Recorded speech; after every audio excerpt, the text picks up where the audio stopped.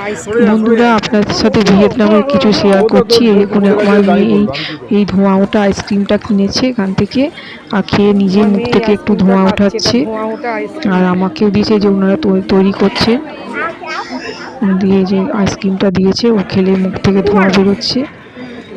আমাকেও একটু দিয়েছে, আমিও একটু মুখ দিয়ে ধোঁয়া বার করছি, সেটাও একটু আপনাদের সাথে শেয়ার করছি, দেখাচ্ছি। ওর বাবাকেও দিয়েছে, ওর বাবাও দিয়ে বলছে মুখ দিয়ে ধোঁয়া বার করো। যে আমার মেয়ে আবার একটুখানি মস্করা করছে, আমাকে বলে একটু মুখ দিয়ে ধোঁয়া বার করো।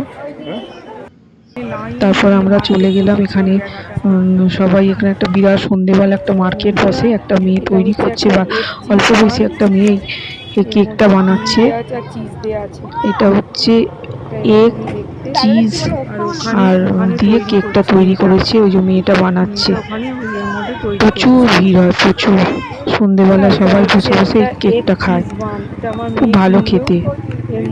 ডিম আর চিজের এ দিয়ে খুব ভালো খেতে। আর এখানে সন্ধেবেলা একটা আছে, জায়গা আছে, এখানে সবাই নাচ টাচ করছে, আর ওখানে প্রোগ্রাম হচ্ছে। পাশে দেখেছি সব প্যান্ডেল করা হচ্ছে, ওখানে প্রোগ্রাম হচ্ছে। দেখুন সবাই ব্যালে ডান্স করছে, আমরা দাঁড়িয়ে দাঁড়িয়ে দেখছিলাম।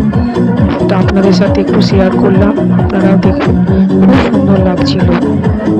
ওদের স্টেপ বাই স্টেপগুলো খুব ভালো, এত সুন্দর স্টেপগুলো করছিল, খুব ভালো লাগছিল দেখতে। নিজেদের মতন ওরা নাচ করে যাচ্ছে।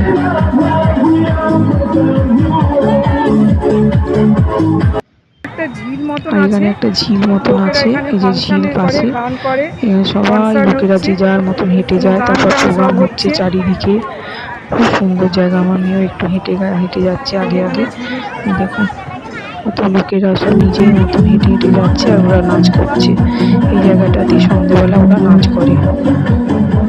যা ভিয়েতনাম মোটামুটি খুব ভালো জায়গা, খুব ভালো লাগলো ভিয়েতনাম সফর।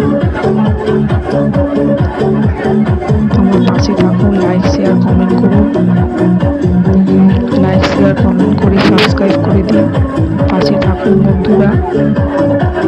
দেখুন ওদের নাচটা, আপনাদেরও ভালো লাগবে। টাটা বন্ধুরা।